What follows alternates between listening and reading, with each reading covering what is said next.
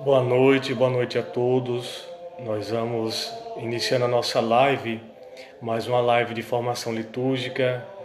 Já temos presente aqui algumas pessoas, até de outras cidades. Uma boa noite, Euclides da Cunha, por meio da pessoa de Diego, Valquíria, Edna, Maia. Boa noite a todos.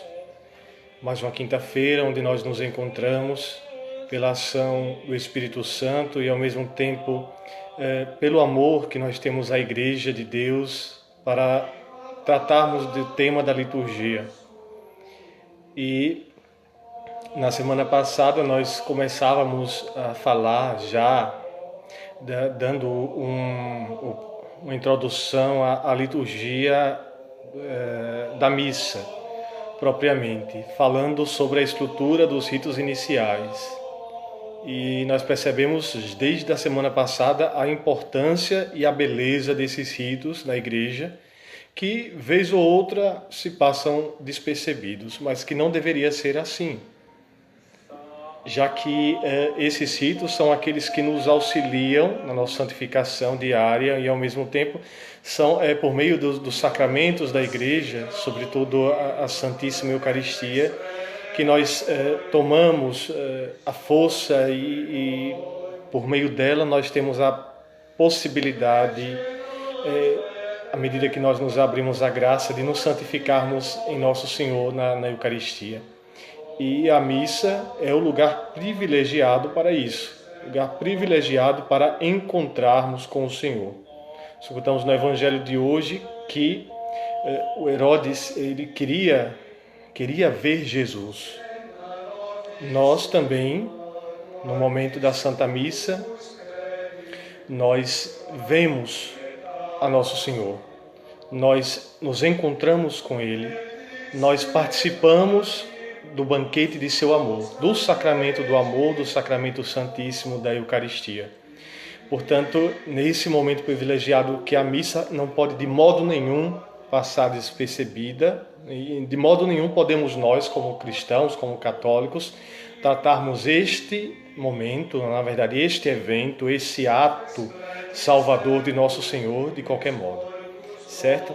Então, nós vamos retomar um pouco também hoje aquilo que nós escutamos na semana passada, vamos retomar sobre então, os ritos iniciais, novamente, mas o nosso tema de hoje é liturgia da palavra.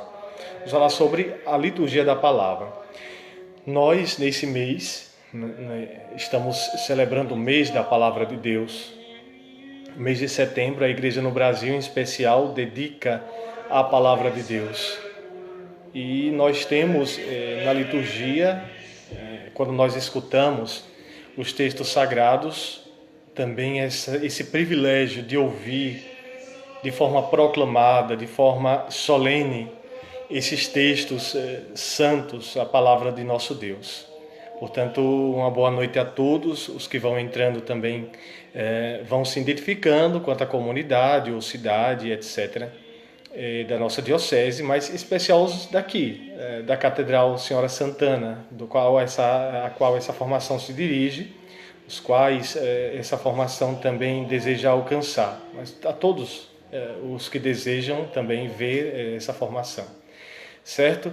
Então, vamos começar esse momento também com uma oração. Vamos invocar o Divino Espírito Santo e Nossa Senhora, para que, tendo esse direcionamento, tanto do Espírito que nos anima, quanto da Virgem Santíssima que nos ensina a amar ao Senhor, nós possamos assim começar a nossa formação de forma mais animada, com mais ânimo, provindo propriamente do Senhor. Vinde, Espírito Santo, e enchei os corações dos fiéis, e acendei neles o fogo do vosso amor. Enviai, Senhor, o vosso Espírito, e tudo será criado, e renovareis a face da terra. Oremos.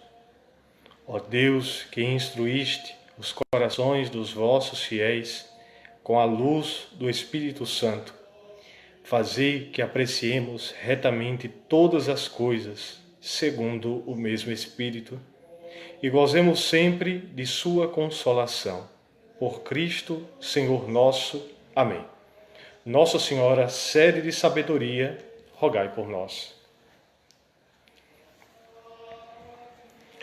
Vamos, antes de entrar no tema de hoje, como já falei para vocês, que é a liturgia da palavra, retomar algumas coisas que nós vimos no encontro passado, mas que vejo que seria bom recordarmos. Uma das coisas que eu falei na semana passada sobre os ritos iniciais, nos ritos iniciais nós temos duas partes fixas da missa, o Kyrie, o Senhor tem piedade, e o Glória, que devem, assim como todas as outras partes fixas da missa, manterem a originalidade e, ao mesmo tempo, a fidelidade ao texto.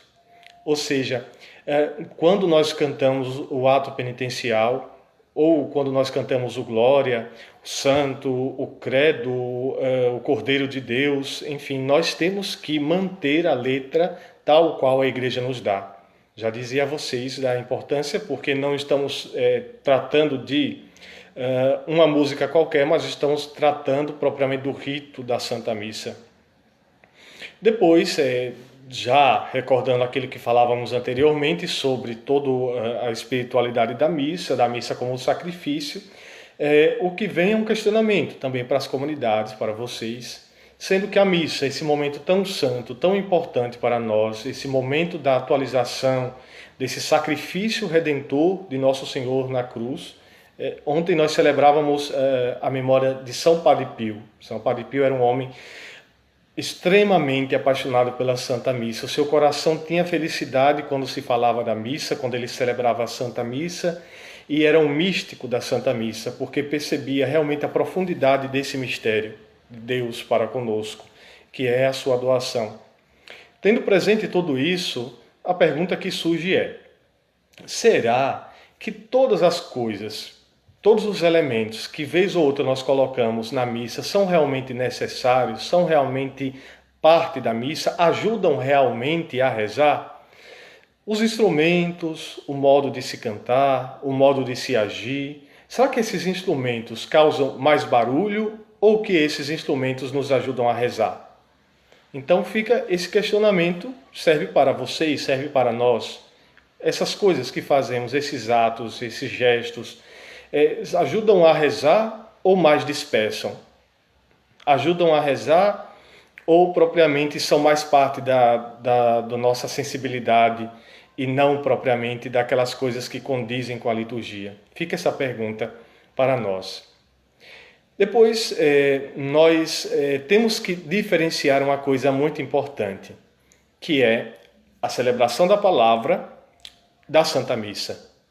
Meus irmãos, embora a celebração da palavra seja um modo que a Santa Igreja encontrou de pelo menos dar a possibilidade das pessoas que não têm a possibilidade de ir à missa participarem de algum modo da palavra de Deus, a celebração da palavra não substitui a missa no sentido que todas as pessoas que têm a possibilidade de ir à missa, claro, vamos levar em consideração esse momento de pandemia. Muitas vezes nem todos podem participar por causa das limitações, etc. Mas falo aqui dos momentos ordinários, dos momentos comuns. A celebração da palavra nos ajuda as comunidades a rezar, e é muito boa verdadeiramente. No entanto, ela não tem o valor igual da missa. A missa é superior à celebração da palavra. E quem coordena a celebração da palavra não tem a mesma autoridade que o sacerdote quando celebra a missa. O rito da celebração da palavra tem que ser de tal modo que não se pareça com a missa, porque a missa é uma coisa e a celebração é outra. Na missa nós temos verdadeiramente o sacrifício de Nosso Senhor. Na celebração da palavra nós podemos rezar, nós podemos ler a palavra de Deus, ele de algum modo se faz presente ali por causa de sua palavra, por causa da comunidade que se reúne. No entanto, nós não temos o ápice que é propriamente a missa. A missa como o ápice dessa nossa fé. Já nos diz o Concílio Vaticano II Já citei aqui outra vez na Sacrosanto Concilium que a missa, a Eucaristia, diz a Sacrosanto Concilium, é fonte e é ápice da nossa vida cristã. Então, a Eucaristia e missa, nós podemos dizer que elas são palavras correspondentes. São correspondentes, a Eucaristia e a missa. Dados tudo isso que já disse, agora sim nós vamos poder entrar no nosso tema de hoje, que é liturgia da palavra, certo? Mais uma vez, boa noite a todas as comunidades, enfim. E na liturgia da palavra nós vamos ver aqui uma citação da própria Sacrosanto Concilium, que nos fala dessa importância da proclamação da palavra de Deus na igreja. Após os ritos iniciais, ou seja, daquilo que nós já tratamos na semana passada, o sinal da cruz, a saudação, o Kyrie, o Glória, o ato penitencial, enfim, a oração de coleta, se dá início à liturgia da palavra.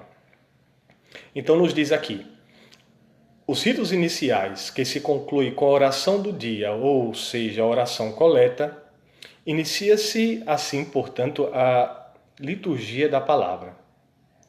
Nesta, através da proclamação das leituras, Deus fala diretamente a seu povo, como nos diz a Sacrosanto Concilium, presente está pela sua palavra, pois é Ele mesmo que fala quando se leem as Sagradas Escrituras na igreja.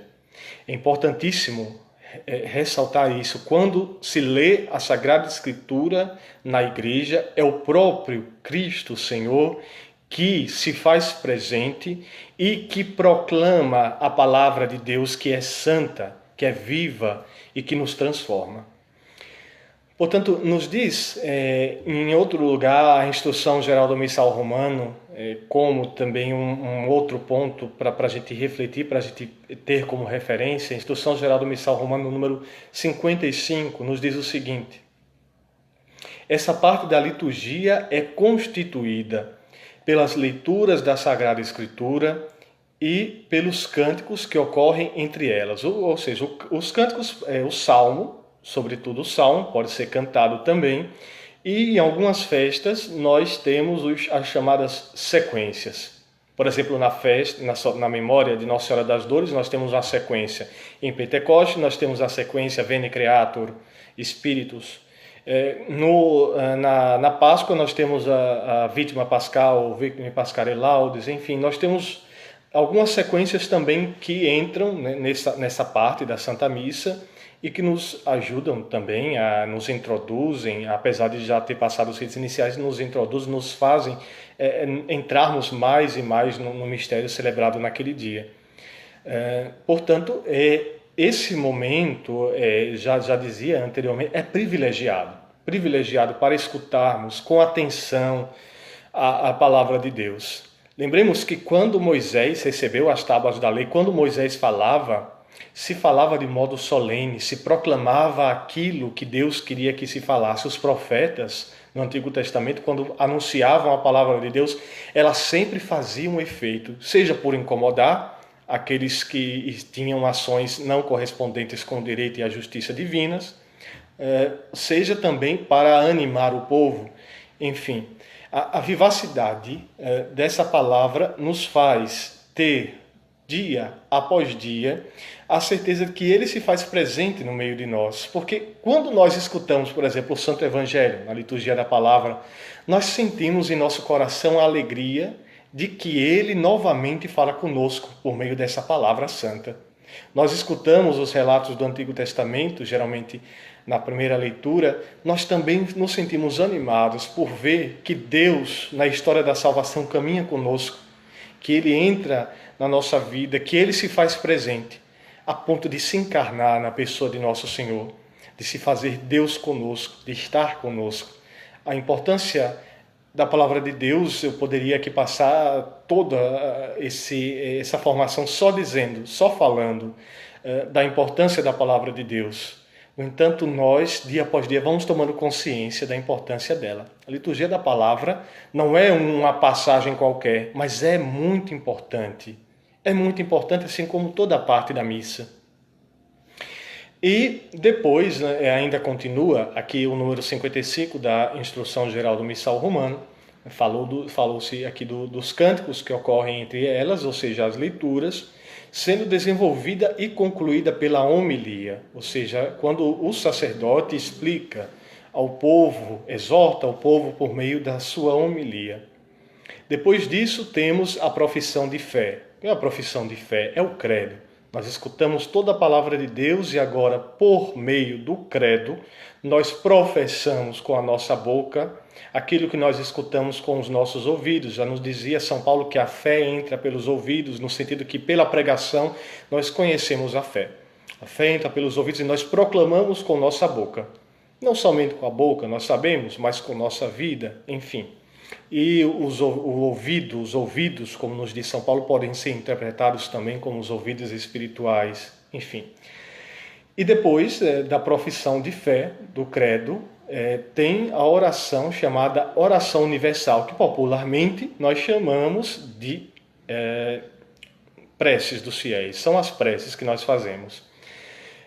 O credo, falou-se aqui do credo, o credo é a profissão de fé dita, professada por nós, pela comunidade, enfim, unida ao Senhor nos domingos e na solenidade. São os dois momentos que nós professamos a nossa fé publicamente de maneira solene. Domingos e solenidades. O credo está nesses dois momentos aqui. Depois, a constituição da liturgia da palavra se dá do seguinte modo. Primeira leitura, salmo.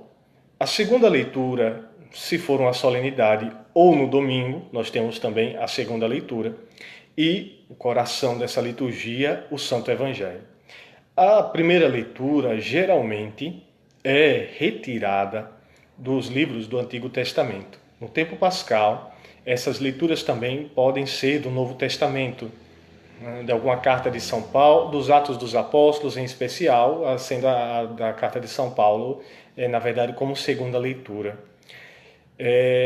Geralmente, na segunda leitura, nós temos as chamadas epístolas, as cartas do apóstolo às comunidades, ou dirigida a alguém, ou até mesmo a carta aos Hebreus, por exemplo. Não cabe aqui fazermos uma discussão se pertence, se foi Paulo ou não, mas só para dizer que essa é a constituição da segunda leitura, geralmente ou corriqueiramente, com as cartas de São Paulo, com a epístola do apóstolo, ou as cartas, enfim, dos apóstolos, cartas católicas, enfim. E depois o salmo responsorial. Por que salmo responsorial? Porque possui um responso. Se diz um refrão, a comunidade repete, depois entre uma estrofe e outra nós temos a resposta com o refrão do salmo. E depois, como já dizia, o coração disso tudo é o Santo Evangelho. Se na primeira leitura, na segunda leitura, nós escutamos os relatos, a palavra de Deus, por meio seja dos profetas ou de algum livro do Antigo Testamento, dos patriarcas, enfim, do Pentateuco, etc., ou até mesmo no Novo Testamento, na segunda leitura, nós escutamos pela boca dos apóstolos, mas já no Santo Evangelho nós escutamos pela boca do próprio Cristo. É Cristo mesmo que fala no Evangelho. Por isso que no momento do Evangelho, na missa solene em especial, nós temos todo um modo de se fazer, de proclamar o Santo Evangelho de forma cantada, e se incensa o Evangelho, e tem uma procissão com as velas, ou seja, tudo para indicar a santidade daquela palavra que vai ser proclamada, sobretudo a santidade do autor daquela palavra, do Senhor. Então a liturgia se prepara, se faz toda uma solenidade para se proclamar o Santo Evangelho com a aclamação do povo, com a incensação, enfim, com tudo isso. Para que realmente seja um momento no qual nós tenhamos nele, no Senhor, né, toda essa concepção de que é Ele que fala a nós naquele momento. Depois, dado essa estrutura aqui que nós temos sobre a liturgia da palavra. Nós vamos falar agora, vou falar sobre os lecionários. Deixa eu ver se tem uma pergunta aqui. Pergunta-se aqui, a Creuza pergunta se o padre, se o sacerdote, no caso, pode proclamar o evangelho cantado. Não somente o sacerdote, mas o diácono, sobretudo. Pode sim, pode se proclamar o evangelho cantado. E sobretudo nas missas solenes, ou em alguma solenidade, ou festa, ou no domingo, o sacerdote e o diácono podem sim, certo? Agora vamos falar sobre os tipos de lecionário. Quem está um pouco mais próximo da liturgia, ou até mesmo quem já estudou alguma coisa, percebe que nós temos na igreja, em especial, 3 tipos de lecionários. O primeiro lecionário é o lecionário dominical, que diz respeito ao dia do Senhor, ao domingo. E esse lecionário é dividido em 3 anos, podemos dizer assim. O ano A, correspondente a São Mateus, o ano B, correspondente a São Marcos, e o ano C, correspondente a São Lucas. Aí a gente pode trazer essa pergunta: e São João, como é que fica? Então, os anos A, B e C são trazidos por meio dos sinóticos, ou seja, dos evangelhos que têm semelhanças. E São João vai entrando entre esses textos, mas não possui um ano, por exemplo, D, o ano de São João, não existe o ano D. Mas A, B e C, Mateus, Marcos e Lucas. No nosso caso, esse ano nós estamos no ano A, correspondente ao Evangelho de São Mateus. E depois, já falei aqui agora do lecionário dominical, nós temos também o lecionário chamado semanal. O lecionário semanal, diferentemente do lecionário dominical, é dividido entre ano par e ano ímpar. Ou seja, de acordo também com a numeração matemática. 2002, ano par, 2003, ano ímpar, e assim sucessivamente. E esses textos são colocados durante a semana, já que o lecionário semanal é utilizado durante a semana de forma catequética. Às vezes até os textos, às vezes não, corriqueiramente os textos são colocados um após o outro, numa sequência, quase que numa sequência. Às vezes se pula algum, mas quase que numa sequência para a gente acompanhar os textos bíblicos ali, de modo que se você participa da missa todos os dias, você tem a possibilidade de ler a Sagrada Escritura, quase, quer dizer, nos 3 anos A, B e C, se você participa sempre da missa, você tem a possibilidade de ouvir quase que toda a Sagrada Escritura, certo? E o terceiro lecionário é o chamado lecionário santoral. Como o próprio nome já diz, santoral, justamente porque nos fala dos santos, diz respeito aos santos. Ou seja, a festa dos santos estão ali todas dentro do santoral, do lecionário santoral, de modo que se tiver uma solenidade ou festa daquele santo, na qual se indique a leitura daquele lecionário ali, você abre, por exemplo, Festa da Exaltação da Santa Cruz, e já tem todos os textos ali próprios daquela festa ali, seja da Santa Cruz, da Virgem Santíssima, ou dos apóstolos, dos santos confessores ou mártires, dos anjos, enfim. Uma outra pergunta. No caso, o Evangelho, pergunta a Ângela, no caso, o Evangelho de São João entra intercalado com os outros? Sim, entra intercalado com os outros. Ou ele está presente também, por exemplo, no lecionário santoral. E pode estar presente também no semanal, enfim. Esse entra assim intercalando, sim. E, por exemplo, na solenidade da Assunção de Nossa Senhora, o texto, nós temos um texto ali também do Evangelho de São João, se eu não estou enganado. Enfim. Depois de dado esses 3 aqui, o lecionário dominical, semanal e santoral, nós vamos ver aqui um pouquinho sobre a questão da proclamação das leituras, certo? Qual é o modo que se deve proclamar as leituras? Como o nome já diz, não é uma simples leitura, mas é uma proclamação solene da palavra. Ou seja, nas comunidades, na matriz, enfim, nos lugares onde se celebrará a Santa Missa, se fará presente o sacrifício do Senhor, é conveniente e necessário que as pessoas que vão ler tomem os textos com antecedência para fazer essa leitura, que não peguem em cima da hora esses textos, que leiam em casa para proclamar bem para a comunidade, porque nós não estamos tratando de uma palavra qualquer, nós estamos falando da palavra de Deus. Muitas vezes nós escutamos os textos proclamados e nós não entendemos quase nada. Às vezes por um pouco de falta de atenção ou de preparação nesse sentido. Então é muito importante ter uma preparação para que a palavra de Deus seja propriamente proclamada da melhor forma possível. Tem uma outra pergunta aqui da Carla Maciel. Algumas pessoas proclamam leituras e evangelho da liturgia diária. Não seria uma banalização da liturgia? Eu não sei se seria a palavra certa, banalização, porque muitas comunidades ainda não possuem, por exemplo, a condição de comprar o lecionário. Ainda não possuem ou ainda não se organizaram para tal. Mas seria muito importante, de acordo com as possibilidades, com as condições, que todas as comunidades tivessem, né? Mas isso, repito, de acordo com as condições também. Se não tem a possibilidade, a saída é ler de algum lugar esse texto. Não é o ideal, repito, não é o ideal. O ideal seria do lecionário. Mas se não tem um lecionário, é essa a possibilidade que tem. Uma coisa muito importante e que acontece bastante nas nossas igrejas é as pessoas levarem a liturgia diária e no momento da proclamação das leituras não olharem para aquela pessoa que proclama, até mesmo não olharem para o sacerdote que proclama o evangelho, mas estarem com o livro, olhando, acompanhando com o livro.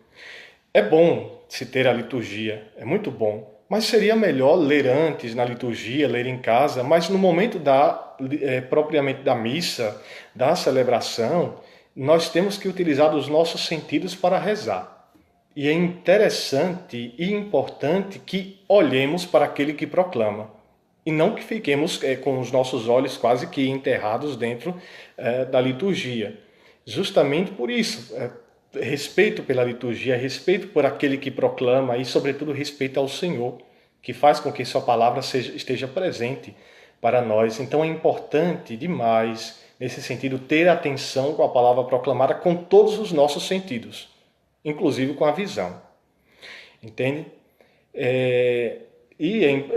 Volto aqui, tem muitas vezes também as posturas para ir até o ambão para proclamar a palavra, às vezes parece que não dão a devida importância à palavra, no sentido que não teve também uma preparação anterior, não teve uma formação anterior de fazer corretamente a reverência ao altar ou ao sacerdote quando se passa de um lado para o outro, ou seja, de subir conscientemente para proclamar. O concílio nos fala de uma participação do povo ativa e consciente. Não existe uma participação consciente se você não tem dentro de si essa consciência da sacralidade e da piedade que se deve ter em relação à celebração dos mistérios sagrados, certo? Fora as vestimentas também. Na liturgia nós levamos em consideração também um aspecto interior, mas também um aspecto exterior. Padre, o evangeliário é um conjunto de evangelhos dos evangelhos, pergunta o Reginaldo. Sim, o evangeliário também pode ser utilizado e é o conjunto dos evangelhos. Ali se leva solenemente pelo diácono ou no momento da proclamação pelo sacerdote até o ambão para que a palavra de Deus seja proclamada solenemente num livro próprio para aquilo. Também se pode fazer a utilização do evangeliário, é muito bom que se tenha, se houver essa possibilidade. Geralmente na matriz tem, na igreja matriz tem, nas comunidades penso que seja um pouco mais difícil de ter. Uma boa noite a todos que nos acompanham, a Paulo, todos que estão entrando agora, né? Bartolomeu, Valquíria, todos que nos acompanham. Uma outra pergunta que nós podemos nos colocar por exemplo, nos fazer, na verdade, e colocar.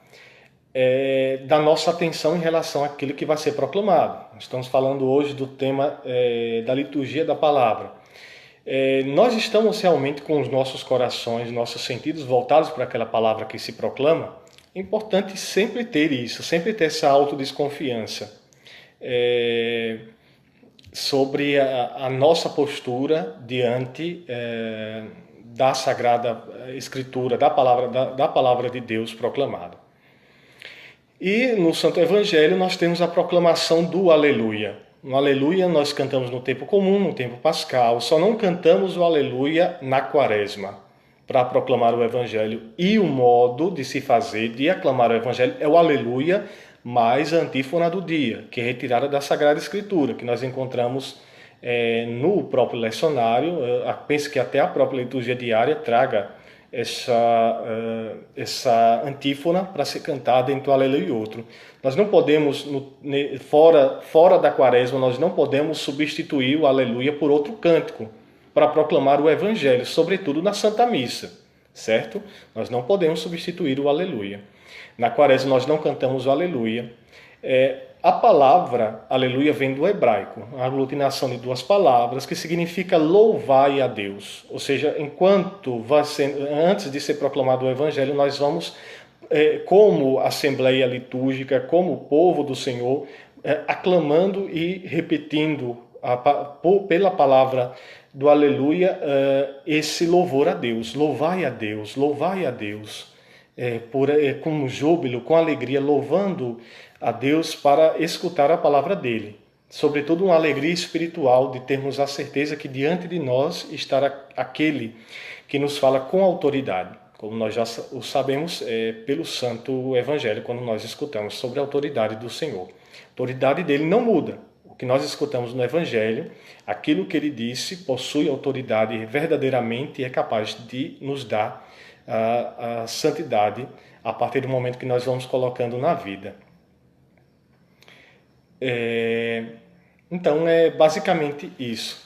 Outras perguntas que estão surgindo aqui, vamos deixar um pouco mais para frente, certo, gente? Mas enquanto tema, eu penso que hoje nós conseguimos, de forma básica, claro, de forma bastante básica, trazer essas informações sobre a liturgia da palavra. E volto a falar, setembro é o mês que a Igreja no Brasil traz e ressalta a importância da palavra de Deus. Mas não deixemos, mesmo depois de setembro, de valorizar a palavra de Deus em nossas vidas, certo? Então vamos, já que já concluímos basicamente aquilo que deveria ser falado aqui sobre a questão da liturgia da palavra. Eu gostaria de falar só mais alguma coisa antes de fazermos a nossa oração final, certo? Que é o seguinte, uma coisa que é importantíssima na liturgia: termos presente a sacralidade que devemos ter em relação à liturgia, e tendo todas essas bases, nós vamos começar a perceber que as perguntas, por exemplo, de pode ou não pode, elas vão quase que sendo respondidas propriamente pela natureza da missa. É bem importante você ter presente os pressupostos e, ao mesmo tempo, as bases teológicas ou propriamente espirituais da missa, e não se deter somente nessas perguntas do pode e não pode. É claro que a gente vai ter que, ou vez ou outra, responder e dizer que não pode, já que vai ter se tem algum abuso. Mas a coisa fundamental é ter presente que nós estamos diante de um mistério grande, um mistério grandíssimo que é maior do que nós. Nós participamos daquele mistério, mas ele é maior do que nós, certo? Olha, a missa, estão perguntando aqui, o Lauro Júnior. Eu nunca vi nenhuma coisa que diga sobre isso, até porque a legislação do missal é sobre a missa. Na missa, o sacerdote pode cantar as orações, o diácono, o sacerdote, pode cantar o evangelho. Agora, como eu disse anteriormente, É um conselho pessoal. É importante que a gente não faça da celebração da palavra algo que seja quase que uma imitação da missa. Nós não podemos fazer isso. Uma coisa é a Santa Missa e suas coisas próprias, outra coisa é a celebração da palavra. Nós não podemos pegar coisas da missa para imitar o sacerdote. Na celebração da palavra seria até um ato nosso não positivo, nesse sentido, certo? Não positivo. A gente precisa ter claro a diferença entre missa e celebração da palavra. A missa é a atualização do sacrifício redentor do Senhor. Ele se faz presente, ele mesmo, por meio do seu ministro sagrado, do sacerdote, consagra as espécies eucarísticas, distribui a comunhão, abençoa, etc. e tal. Uma coisa é a missa, outra a celebração da palavra. É bom a gente ter essa prudência também de não fazer da celebração da palavra, repito, uma imitação da missa. Certo, gente? Então é isso. Desejo desde já a todos uma boa noite. Mas antes eu vou só ver essa pergunta aqui de Edinaldo Santos. Na Santa Missa o sacerdote representa Cristo. Certo, na Santa Missa o sacerdote não somente representa, mas Cristo está presente nele de forma completa. Ele age na pessoa do próprio Cristo, certo? Na celebração da palavra, o animador representa Cristo, de alguma forma, pelo que recebemos no batismo. Olha, pelo batismo nós recebemos, nós nos tornamos morada da Santíssima Trindade. Nós, não de forma ministerial como o sacerdote, os leigos, de algum modo participam do sacerdócio, da realeza e da profecia. Sacerdote, profeta e rei com Cristo. No entanto, ele não age de modo nenhum na pessoa de Cristo como o sacerdote age. O sacerdote age na pessoa de Cristo de tal modo que quando ele diz isto é meu corpo, não é somente ele que está falando, é Cristo que está falando por meio dele. Ou seja, é por isso que quando se passa diante do Padre, se faz a reverência na liturgia. Porque ali o Cristo está presente, ali ele age na pessoa dele, do Cristo Senhor, certo? Nós todos também temos a presença de Deus em nós. Nós temos a presença da Santíssima Trindade em nós, Pai, Filho e Espírito Santo. Mas os ministros da palavra, enfim, os leigos, eles não agem na pessoa de Cristo, no sentido estrito da palavra, nesse sentido aqui litúrgico, nesse sentido da missa. Entende? Mas tem sim a pessoa do Senhor presente em si, por causa do batismo, da presença da Santíssima Trindade que se faz morada nas nossas almas, certo? Mas a gente precisa diferenciar o sacerdócio comum do povo, já nos diz o Catecismo da Igreja Católica, que todos, por causa do sacerdócio que recebeu no batismo, podem participar da Assembleia Litúrgica, ou seja, podem cantar e louvar a Deus, enfim, ali como membros do corpo de Cristo pelo batismo. Assim, nós participamos de forma comum, todos os fiéis. Agora, enquanto o sacerdócio ministerial é o padre que age na pessoa de Cristo. Espero que a explicação tenha sido clara. Eu acho que foi clara. Para também não dizer que o padre falou depois que, por exemplo, nos leigos não tem Cristo. Não é isso que eu estou falando. Eu estou falando que a presença de Cristo, como nos diz a própria Sacrosanto Concílio do Vaticano II, etc., se dá de forma integral também na pessoa do ministro sagrado, na ação, sobretudo na ação litúrgica, de modo, repito, de tal modo que quando ele consagra, ele não está consagrando por si. É Cristo que consagra no sacerdote, utilizando de suas mãos, dos seus sentidos, enfim, por isso que ele é o ministro de Cristo. Eu acho que deu para entender, não é? Espero que sim, certo? Senão eu posso falar novamente. A Carla pediu para comentar sobre as preces. Olha, no missal tem algumas introduções de preces, na liturgia geralmente vem também, mas a comunidade também pode colocar suas intenções. Às vezes tem preces que vêm que não correspondem tanto com a realidade daquela comunidade. Então a comunidade, por exemplo, de alguma necessidade que está acontecendo ali, também pode escrever as suas preces e dirigir a Deus, já que essas preces são preces da comunidade. Por exemplo, tem um momento de seca ali na comunidade. Também naquele momento das preces, pode-se pedir para que Deus mande chuvas, para que Deus olhe por aquela comunidade, por aquela situação. Então, é esse momento das preces em que a Assembleia, o povo reunido em Cristo, também eleva as suas orações, os anseios na presença do Senhor, certo?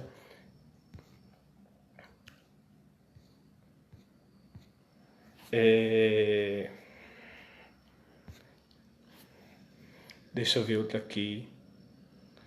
Isso, aí fala, na missa tem a consagração. Sim, mas não só é essa a diferença não entre a celebração da palavra e a missa. Não só é porque tem a consagração.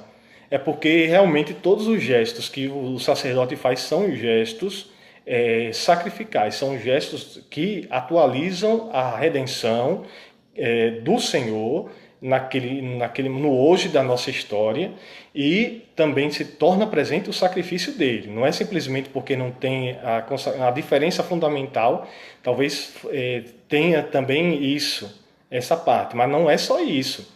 Toda a ação da missa é celebrada pelo sacerdote. Toda a ação da missa é essa atualização justamente por causa do Cristo mesmo nele que atualiza, entende? Não é simplesmente porque na celebração da palavra não tem a consagração. É como eu disse, é diferente. Não é que estou dizendo que não é válido, é bom quando a comunidade não tem a Santa Missa, claro. Mas se tem a possibilidade da missa, nós sabemos, os santos da igreja, não sou eu que estou falando, mas concordo com eles, e a própria Santa Igreja nos diz que a missa tem um valor incalculável, digamos assim. Certo, minha gente? Então, é isso. Agradeço a todos pela presença, pela participação nessa formação, e suplico a Deus agora que derrame sobre vocês a graça da sua bênção, para que todos vocês, que nós juntos, como Igreja do Senhor, possamos realmente viver dia após dia o nosso batismo de forma realmente verdadeira, de forma coerente, certo? Então, suplico agora a bênção de Deus sobre cada um que nos acompanha aqui.